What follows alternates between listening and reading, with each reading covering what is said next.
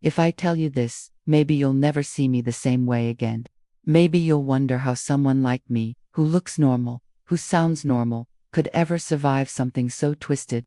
But I need to tell it. Because out there, right now, there's another girl sitting alone in the dark, feeling the cold bite through the thin walls of a trailer, the chain digging into her ankle so she won't dare run. And I want her to know there's a way out. I was 22 when I met him. He said all the right things. I'll protect you. No one will ever hurt you again. Funny how those who swear to protect you are the first to turn the key on your cage. For 2 years I lived in that rusty trailer parked on the edge of a frozen forest. Nights were the worst. The chain would rattle every time I shifted in my sleep, a constant reminder. You belong to me. I'd stare at the cracks in the ceiling, counting them like the days I thought I'd never see freedom again. I can still feel the burn on my wrists, where he'd tighten the cuffs when he thought I was getting too bold. I can hear the wind howling outside while he slept like a baby, the keys tucked under his filthy pillow. And every time I tried to scream, the snow swallowed my voice. But the night I ran, oh, you need to hear about that night. The snowstorm was so cruel, I thought it would kill me before he did. I'll never forget the way my bare feet sank into the drifts, the metal of the chain freezing against my skin until it snapped. Do you want to know what he did when he woke up and found my chain empty? Do you want to know what I did to finally break free? Then stay here with me. Because this story, my story, is not for the faint of heart. And before we go any further, tell me, where are you watching me from? Subscribe, like, it helps me so much to keep telling the stories they wish I'd keep buried. I still remember the first time I stepped into that trailer. Back then, it didn't look like a cage. It looked like a promise. A battered old thing parked behind his uncle's gas station on the edge of a small, frozen town in Montana. I told myself it was temporary, just until we got on our feet. He said he'd fix it up, turn it into a cozy home for the two of us. I wanted to believe him so badly. I was fresh out of a foster home, carrying a duffel bag of clothes, and too many secrets to count. He smelled like cigarettes and cheap aftershave, but his smile made me feel seen. Nobody's gonna touch you now, he'd whisper, brushing my hair behind my ear like I was something precious. It didn't take long for the promises to rot. First, he put a latch on the inside of the door, so you feel safe, he said. Then came the padlock, then the chain bolted to the metal frame under the bed. By then, it was too late. He had broken my phone, told me the nearest neighbors didn't want me around, that the sheriff was his drinking buddy, that no one would believe a girl like me anyway. Sometimes he'd be gone for days, working odd jobs that never paid enough. When he came back, the cold in his eyes made me feel smaller than the snowdrifts piling up outside the trailer windows. He'd slam his boots on the table, reeking of stale beer and bark. Strip, now. I learned quick. Do what he says. Stay quiet. Maybe he'll let me sleep without cuffs. But he never did.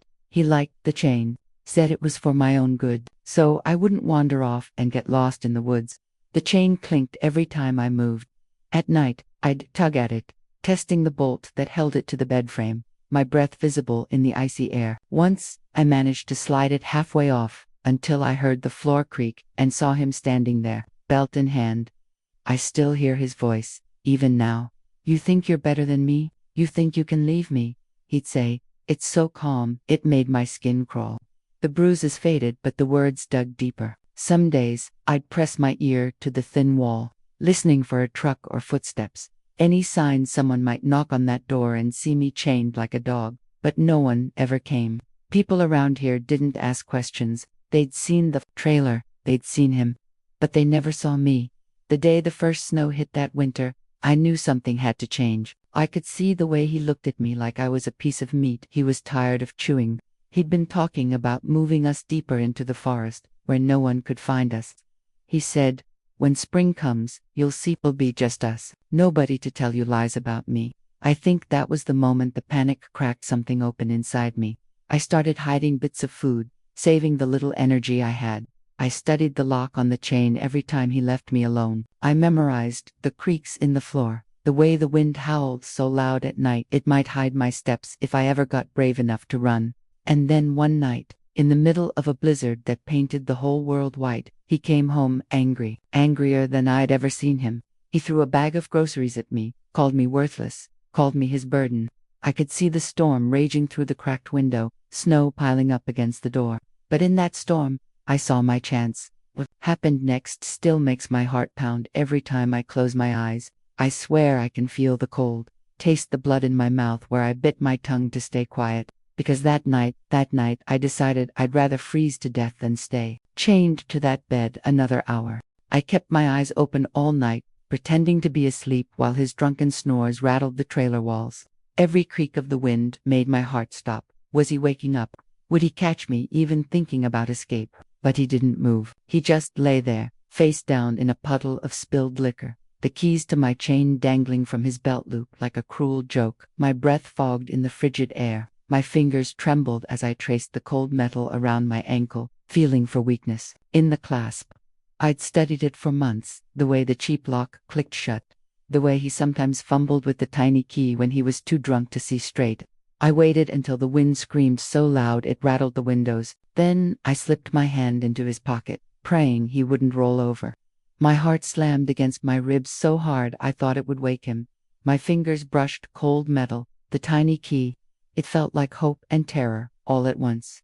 I slid the key free and held my breath. He shifted, grunted, muttered something in his sleep. I froze, the key digging into my palm, but then he turned away from me, snoring louder than ever. I almost laughed. Almost it took everything I had not to drop the key when my numb fingers slipped. I jammed it into the lock at my ankle, fighting, the tears stinging my eyes. It clicked, so soft, so final. The chain slithered off my skin like a dead snake. I could almost feel the frostbite on my feet already, but I didn't care. I'd take the snow over his fists. I'd take the wolves over his voice in my ear.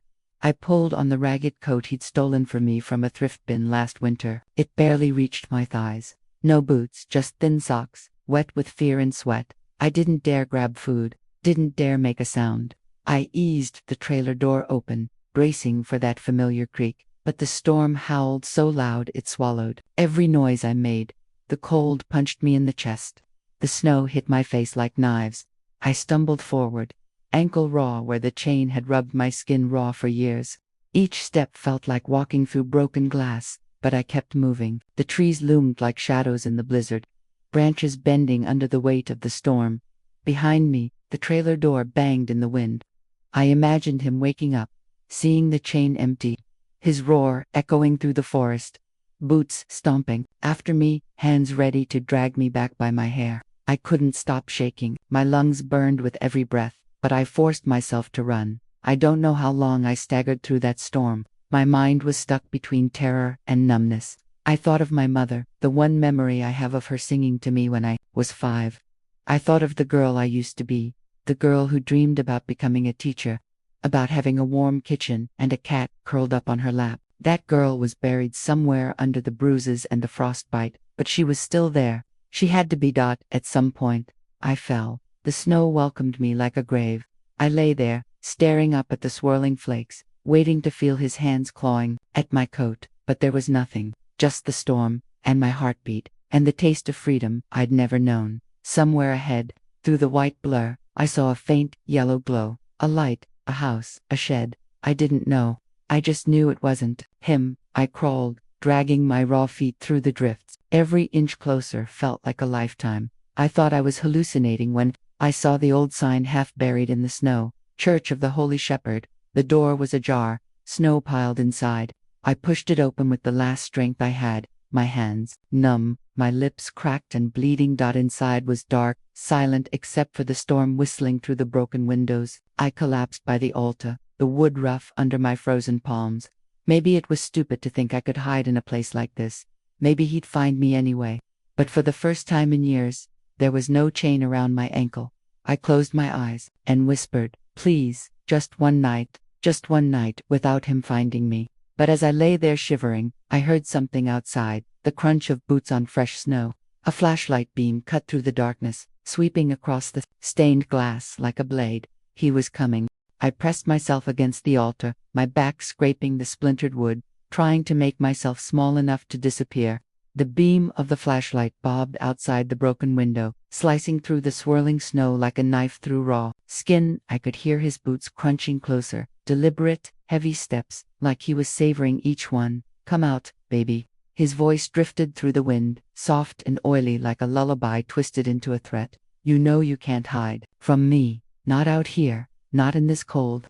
I covered my mouth with both hands to smother the sound of my breath. My whole body was shaking so hard the chain around my ankle would have rattled if it was still there. Funny I was free, but I'd never felt more hunted in my life. His shadow fell across the snow just outside the church door. I saw the outline of his shoulders, that battered old jacket he wore when he wanted to look harmless to strangers. He raised the flashlight, its beam stabbing through the cracked door. I squeezed my eyes shut. If he found me, I knew exactly what he'd do. Drag me back through the snow by my hair. Chain me up tighter.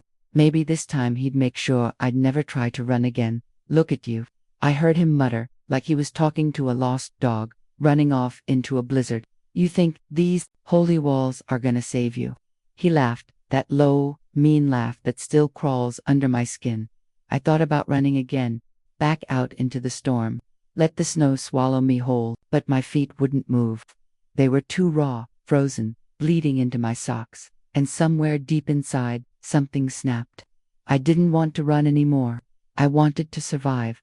I crawled around the side of the altar, my fingers brushing broken glass from a shattered votive candle.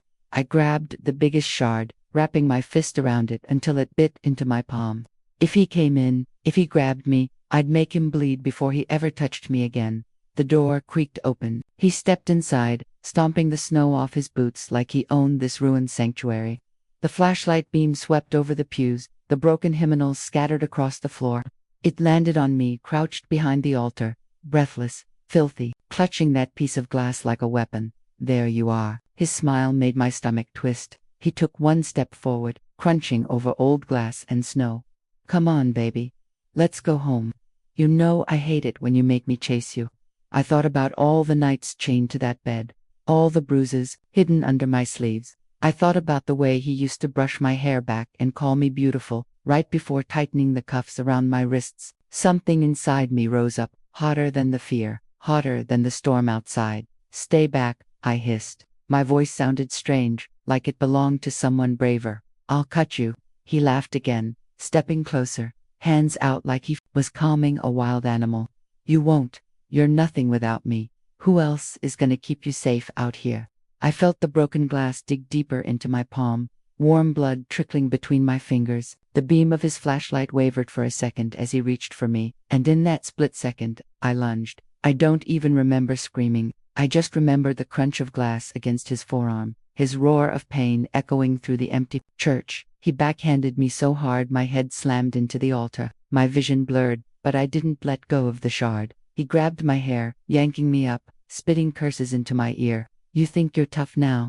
You want to act like a dog? I'll treat you like one. Before he could finish, a new sound cut through the storm. The low growl of an engine, tires crunching over ice, headlights swept through the broken windows, blinding both of us. For a heartbeat, we both froze, him with his fist tangled in my hair, me with my bleeding fist clenched around the glass. A car door slammed. A voice, a man's voice, called out from the blizzard. Hey, who's in there? Everything okay? For the first time in years, I felt the tiniest flicker of hope. Someone saw me. Someone knew I was here. His grip tightened in my hair. His eyes flashed wild in the beam of the headlights. Don't you dare, he hissed. Don't you dare say a word. But I did. I opened my mouth and screamed, so loud and raw my throat tore open. I didn't even know I could scream like that. It came from somewhere deeper than my lungs. It ripped out of me like an animal breaking its chain. For a split second, I saw the shock in his eyes. Maybe he thought I'd forgotten how to make a sound that loud, that desperate. Maybe he thought he'd silenced me for good. But not tonight. The man outside must have heard me over the howl of the wind. His boots crunched closer, the beam of his flashlight bouncing against the stained glass. Hey, you okay in there? He shouted, the voice stronger now. Closer. My captor snarled and dragged me by my hair across the broken floor, his boots slamming into pews as he tried to pull me out of sight. I kicked and thrashed, the shard of glass still clutched in my bleeding hand. He hissed, curses in my ear, his spit hot against my frozen cheek. Keep your mouth shut, smile for him. One wrong word and I'll gut you right here. You hear me? He shoved me into a shadowy corner behind the altar, pressing his filthy hand over my mouth. His eyes flicked to the open door, to the figure, silhouetted by the headlights, snow swirling around him like ghosts. It was an old man, maybe a farmer or someone lost in the storm. His face was buried under a thick scarf, but his eyes darted around, wide and wary. "Everything all right?" the man asked, stepping inside, boots dripping snow onto the wooden floor. He looked at the broken windows, the mess of footprints in the snow, the flashlight rolling in a corner where it had slipped from my captor's belt. My heart thundered in my chest. I tried to shake my head, tried to make a sound under the vice grip of that filthy hand. He pinched the tender skin under my jaw so hard tears welled in my eyes. "Sorry, sir," my captor called out, his voice suddenly sweet. Calm. That tone he always used with neighbors who asked too many questions. "My wife, she got a bit lost. We had a fight. She's not well. I'm taking her home." The old man's eyes flicked past him, scanning the shadows. "Ma'am," he called, voice uncertain. "Are you hurt? Do you need help?" I tried to move, to show him my face, but the grip on my mouth tightened, nails digging into my cheeks. I tasted blood where his ring cut my lip. The old man took another step forward, peering into the dock. I thought, this is it. He'll leave. He'll leave me here. And I knew if he did, I wouldn't survive another night. I didn't care if the storm killed me, but going back to that trailer, back to the chain, that was worse than death. So I did the only thing I could think of. I bit down on his hand, hard, so hard. I felt the skin split under my teeth. He howled, jerking back just enough for me to stumble forward, half crawling into the old man's beam of light. "Please," I sobbed, my voice cracked and raw. "Don't let him take me. He chains me." My captor lunged for me, but the old man stepped between us, his gloved hands out. "Back off. What the hell is this?" "It's not what it looks like," he snarled, but his eyes were wild now, darting to the door, the car outside. I saw the calculation on his face, fight or run. He didn't like witnesses. He never did. In a blink, he lunged again, but this time, I was ready. I swung the shard of glass in a wide arc, slashing across his forearm. Blood splattered onto the snow-dusted floorboards. He howled, stumbling back, hand pressed to the wound. The old man grabbed my arm, pulling me behind him. "Get behind me, girl. Get in my truck, now." I didn't need to be told twice. I ran, stumbling through the broken door into the blizzard. The snow swallowed me whole, but ahead I saw the glow of the truck's headlights, the driver's door open. I dove inside, my breath fogging up the cold glass, my hands trembling so hard I couldn't pull the door shut. Behind me, I heard a struggle, the old man's voice shouting, my captor's growl, boots scuffling on ice. For one breathless moment, I thought he'd overpower him, drag me out by my ankle like a rag doll. But then the old man burst through the storm, slammed the door shut, and jumped behind the wheel. He jammed the truck into gear, wheels spinning on the icy ground. "Stay down," he barked at me, his eyes darting to the rearview mirror. "Don't you dare sit up, don't let him see you." I curled into a ball on the passenger seat, my skin burning where the chain had rubbed me raw, my blood freezing to my torn coat. I didn't know where we were going. I didn't care. All I knew was the church lights faded behind us, swallowed by the storm, and for the first time in years, I was moving away from him. But deep down, I knew it wasn't over. Men like him don't just let go. Men like him come hunting. The old truck rattled over frozen ruts in the road, tires fighting for grip as the blizzard swallowed us whole. I curled tighter into the corner of the passenger seat, hugging my knees, my teeth chattering so loud I was sure they'd crack. Every bump in the road jolted the raw, chain-bitten skin around my ankle. But I didn't care. I kept my eyes locked on the side mirror, half expecting to see his headlights right behind us, barreling through the snow like a monster that couldn't be killed. "Jesus Christ," the old man muttered, flicking his eyes between me and the road. He had deep lines carved into his face, eyebrows thick with frost. "You all right, sweetheart? He hurt you bad?" I opened my mouth, but all that came out was a hoarse croak. My throat felt scraped raw from screaming. I tasted blood when I swallowed. I could barely feel my fingers where I still clutched the broken glass shard, a stupid thing to bring. But it felt like the only power I had left. He turned the heater up until it wheezed out a sad stream of lukewarm air. "Don't worry, sheriff station's about 20 minutes out. I'll get you there. You don't worry about him. You hear me?" The word sheriff made my stomach drop. His voice echoed in my head. "The sheriff's my buddy. They won't help you. No one will." I flinched so hard the old man must have seen it. "Hey," he said. Softer this time. He tapped the back of his gloved hand on my knee like he was trying to wake up a frightened puppy. "I'm not gonna let anything happen to you. All right, name's Jim, by the way. Folks just call me Old Jim. What's your name, honey?" For a moment, I couldn't remember it. It felt like it belonged to someone else. The girl I was before the trailer, before the chain, before the bruises. Finally, I rasped, "Lena." The name felt rusty in my mouth. Jim nodded. "All right, Lena. You did good back there. Real good." He chuckled under his breath, shaking his head, biting his damn hand clean open. "That's some fight you got. That's good. Keep that." His praise felt foreign. I wasn't used to being told I did anything right. I felt the sting in my palm where I'd squeezed the glass too tight, warm blood seeping through my frozen fingers. I let the shard drop to the truck floor.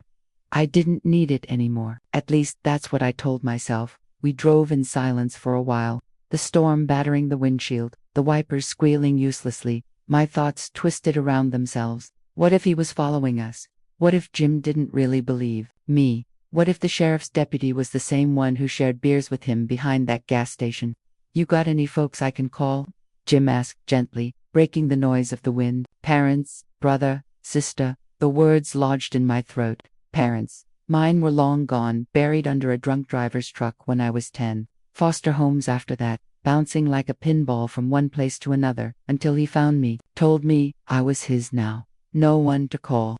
No one to miss me. I shook my head. No one. Jim's eyes softened, the corners crinkling like old leather. He didn't push. He just drove, knuckles white on the wheel, eyes sharp in the rear view mirror. He kept checking, like he half expected that bastard's beat-up pickup to burst through the WHITEOUT. The snow eased a little as we pulled into the outskirts of town, if you could even call it a town. Just a handful of flickering streetlights, a diner, a hardware store, and the squat brick box of the sheriff's station. It looked warm from the outside, yellow light spilling onto the snow. Jim parked right by the front steps and shut off the engine. "Listen to me, Lena. You walk in there, and you don't let anyone shut you up. You tell them everything, the chain, the beatings, all of it. You understand?" My mouth felt full of cotton. I nodded, but my hands wouldn't stop shaking.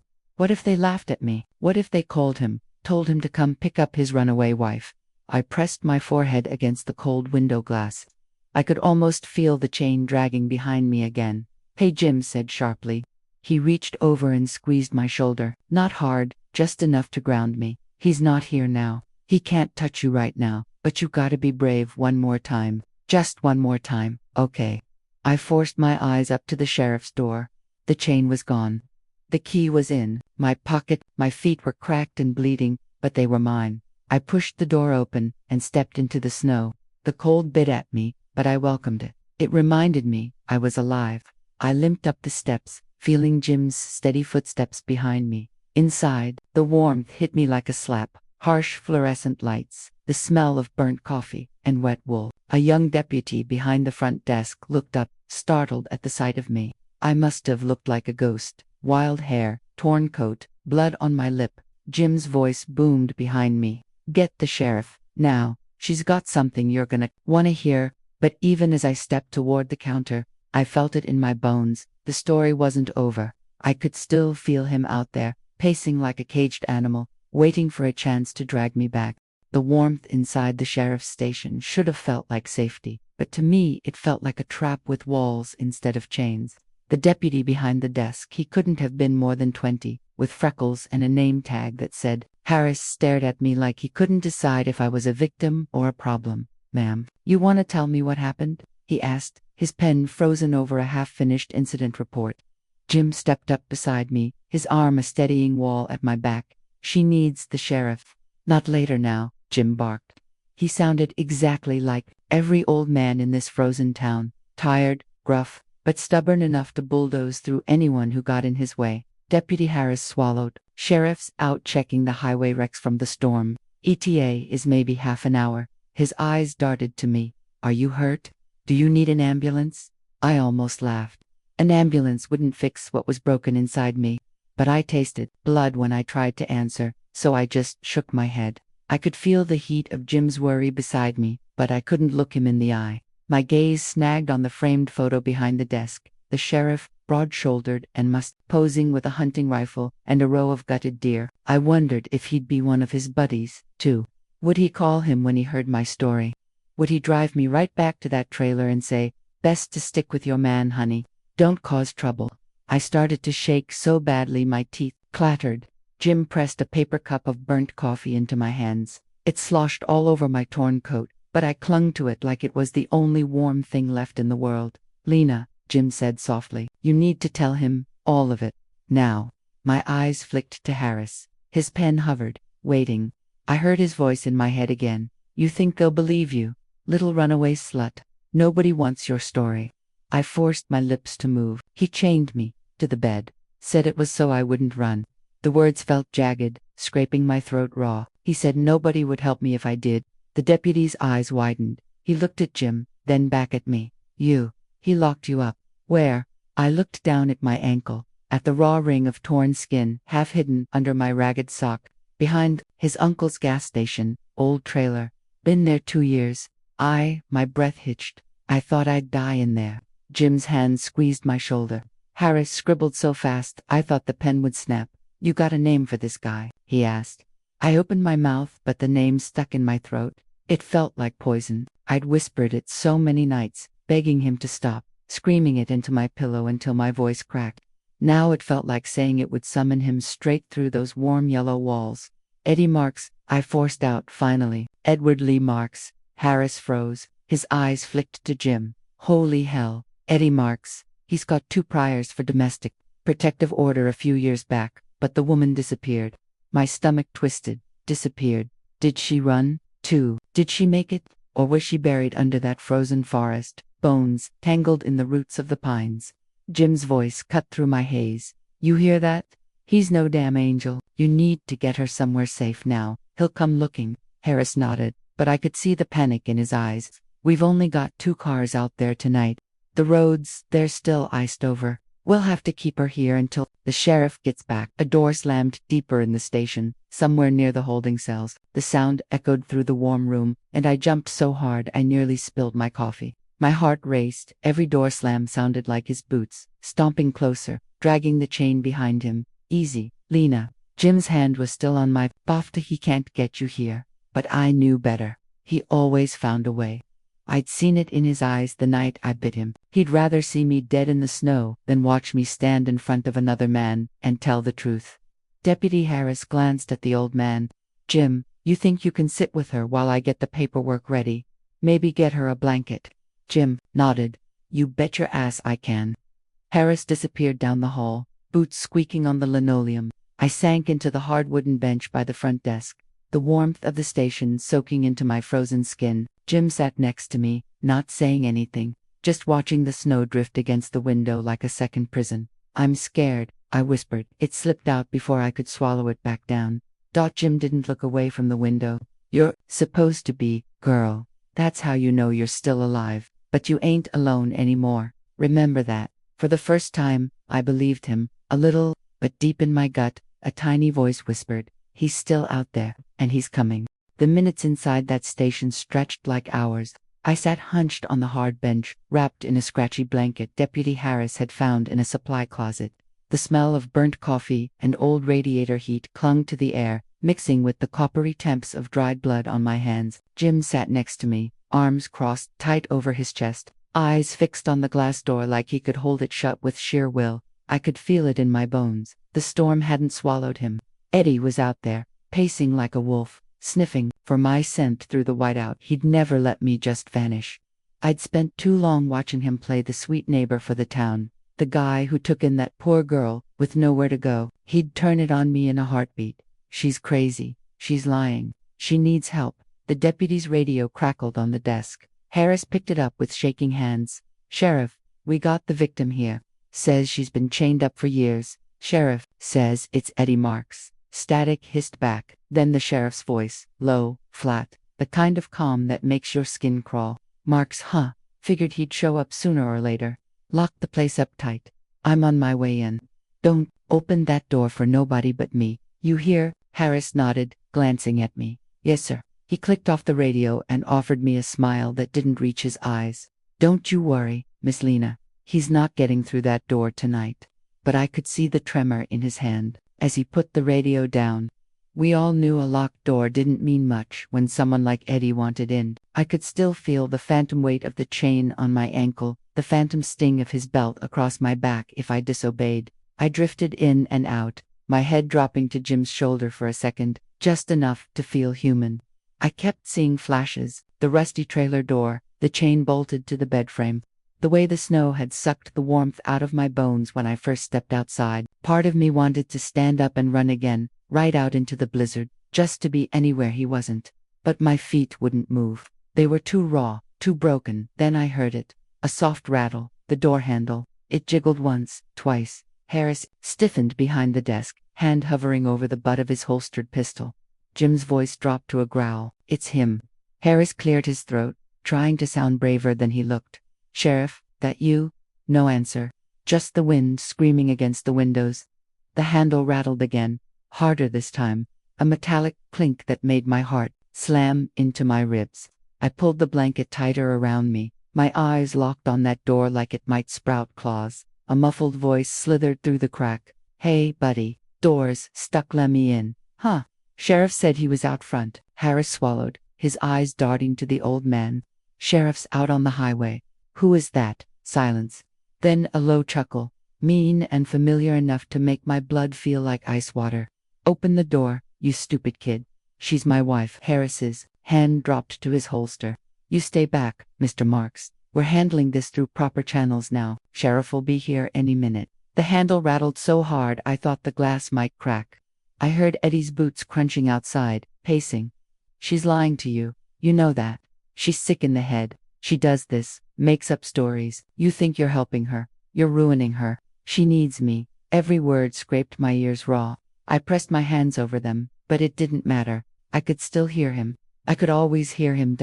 Jim leaned forward, his voice a low rumble. You ain't touching that door, Harris. You hear me? You open that door, you're signing her death warrant. Harris nodded, his fingers trembling around the grip of his gun. I could see sweat glistening at his temples, even though the station was freezing. The handle went still for a heartbeat. The only sound was the whine of the wind and the groan of the old radiator. Then came the bang.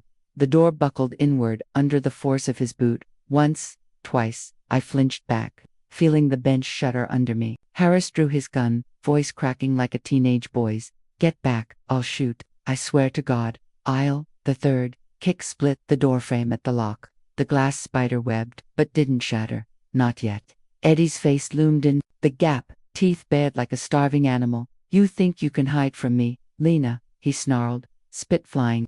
I'll drag you out by your hair. I'll chain you to that bed till you beg me to bury you. My mind spun. The chain rattled in my memory like it was still attached to my ankle, but Jim's voice cut through my terror calm, hard, a hammer pounding nails into the coffin of my fear. Get in the back, girl. Now. I bolted, half crawling behind the desk as Harris braced himself, gun aimed dead center at the fractured glass. Eddie's fist slammed against the door again and again. I squeezed my eyes shut and pressed my back to the filing cabinet. Every nerve in my body screaming for escape. Through the pounding wind and the banging door, I heard the distant whine of sirens. One cruiser, maybe two. Jim's hand found mine behind the desk, his fingers strong and steady around my shaking ones. He's not dragging you anywhere tonight, he whispered. You hear me, Lena? Not tonight. But even with the sirens growing louder, I felt it in my bones. Eddie wouldn't stop until one of us was gone. The glass finally gave in with a crack like a gunshot. Shards exploding across the station floor as the front door buckled inward. Eddie forced his bulk through the jagged opening, one shoulder bleeding where the glass had torn his jacket. His eyes locked on me instantly, wild and bloodshot, like an animal that had been starved too long. Lena, his voice slithered out of him, sweet and poisonous all at once. Come here, baby. You think they can hide you from me? Nobody hides you from me. Deputy Harris stood frozen for half a heartbeat, just a kid with a badge, face pale as milk. But then, his training caught up with his fear. He leveled his gun at Eddie, hands trembling so bad the barrel wavered left and right. Don't move. You're under arrest. Down on the ground now. Eddie barely spared him a glance. He stepped forward, boots crunching over the broken glass, the wind screaming through the busted door behind him. He held out one hand, palm open like he was asking for forgiveness. "It's okay, baby. I forgive you. Come on, let's go home." My legs wouldn't work. I pressed myself deeper behind the front desk, feeling the edges of the metal cabinet biting into my spine. I could see the broken chain in my mind, coiled on the trailer floor like a snake waiting to strike again. "Stay back," Harris's voice cracked. He sounded like a boy again, not a deputy. "I'll shoot. I swear I will." Eddie lunged, not for Harris, but for me. He moved fast for a man his size, shoulder dropping low like he was used to tackling people who said no. Harris fired once. The bang so loud it drowned out the wind for a heartbeat. The bullet slammed into Eddie's side, spinning him halfway around, but he didn't fall. He just snarled. One hand clapped over the bleeding hole, the other still, reaching for me. "You think you can shoot me?" he roared, spittle flying from his mouth. "She's mine." Jim didn't hesitate. He shoved Harris aside like a sack of flour, grabbed the deputy's dropped baton from the floor, and swung it with all the force left in his old bones. The crack of metal on bone echoed off the cinder block walls. Eddie staggered, eyes wide with shock. That's when I moved. I didn't think I didn't have time to feel the fear. I burst from behind the desk, grabbed the broken mug from the station counter, the same cheap souvenir mug that said "Welcome to Cold Pines." I didn't care what it said. I cared that it was heavy. I cared that it fit in my hand. He turned it just in time to see me coming. "You ungrateful bit." The mug shattered against his temple, fragments slicing into his scalp. He reeled back, his hand falling from his wound, blood pumping through his torn jacket. For one frozen moment, we were both just staring at each other. Me, panting, teeth bared, him swaying like a tree ready to fall. Then the door slammed open. Behind him, the sheriff at last, big as a bear in his winter coat, shotgun raised. "Get away from her, Eddie." Eddie spun, a wild animal cornered, eyes flicking between me, the sheriff, and Harris, who was still fumbling for his radio. He bared his teeth, chest heaving. "She's mine," he howled. "She promised." She said. The sheriff didn't give him time to finish. The shotgun barked, the roar deafening inside the tiny station. Eddie jerked as the blast tore through his shoulder and chest. He collapsed to his knees, breath bubbling from his mouth in ragged, wet gasps. For a heartbeat, he reached for me, that same hand that used to stroke my hair, used to clamp a chain around my ankle. He didn't get the chance. His eyes rolled back, and he crumpled onto the blood-slick linoleum, the storm wind blowing snow over his boots. I stood there frozen, the jagged handle of the mug still clenched in my fist, my lungs burning like I'd been underwater for years. Harris sat against the wall, gun on the floor beside him, eyes wide and glazed. Jim's hand came down on my shoulder, grounding me like an anchor against the rising panic. "You did it, Lena," he rasped. "It's over." But I knew that was a lie, or maybe just half true. The man was gone. The chain was gone. But the prison he'd built in my mind, that would take longer to break. I looked down at his body, the snow drifting in through the busted door and settling on his open eyes. I whispered, voice raw and shaking. He said, "I'd never be free." Jim squeezed my shoulder, his old hand warm and real and human. Well, he was wrong. I heard the sheriff barking orders, Harris calling for an ambulance even though it was far too late. I heard the storm whining outside like a ghost that would never leave me. But above it all, I felt something I hadn't in years. The cold, yes, but also the smallest flicker of warmth, blooming right in my chest like a match struck in the dark. He was gone, and I was still here. They took his body away before dawn, bundled in a black bag that looked too small to hold all the darkness he'd poured into my life. I watched through the cracked station window as the ambulance doors slammed shut. For a second, just a second, I expected him to rip through the vinyl like he always tore through my hope, snarling that I'd never leave him. But the bag stayed still. The paramedics drove off, tires crunching over snow and broken glass. I sat on that bench for what felt like hours, wrapped in Jim's old flannel coat, because the scratchy station blanket wasn't enough anymore. Sheriff Walters asked his questions in that low, steady voice, scribbling notes as I spoke. Each word scraped something raw inside me, but I didn't stop. I told him about the chain, the cuffs, the times I'd tried to pull it free while he snored 3 feet away. I told him about the neighbors who looked the other way, about the nights I prayed for a blizzard so deep it would bury the trailer with me inside, because back then, death felt kinder than the life he'd given me. Walters didn't flinch. He just kept nodding, his eyes hard but kind, like he'd seen monsters like Eddie before and knew how they slithered around the edges of small towns when it was over. He said the words I'd never dared to believe. You won't ever go back there. We'll burn that place down if we have to. He can't chain you again. A tremor ran through me, part relief, part grief, because some sick part of me wanted to scream, why didn't anyone come sooner? But I knew the answer. Monsters like him hide in plain sight. They say baby and sweetheart with honey on their tongues while they lock the door behind you. Jim sat beside me the whole time, never once letting my hand go. Harris brought me more coffee I couldn't drink and a pair of thick wool socks from the evidence locker. They didn't match, one blue, one gray, but they covered the angry red welts around my ankles. I don't know why, but pulling them on made me sob harder than the shotgun blast that ended him. When the sun finally dragged itself up over the ridge, the storm was gone, just drifts of fresh snow sparkling like diamonds in the early light. Sheriff Walters gave Jim a look that said more than any words could. Jim clapped my shoulder, rough and gentle at once. Got a room over my garage, he said gruffly, like he didn't want to make a big deal of it. You'll stay there a while, till you figure out where you want to go. I almost said no.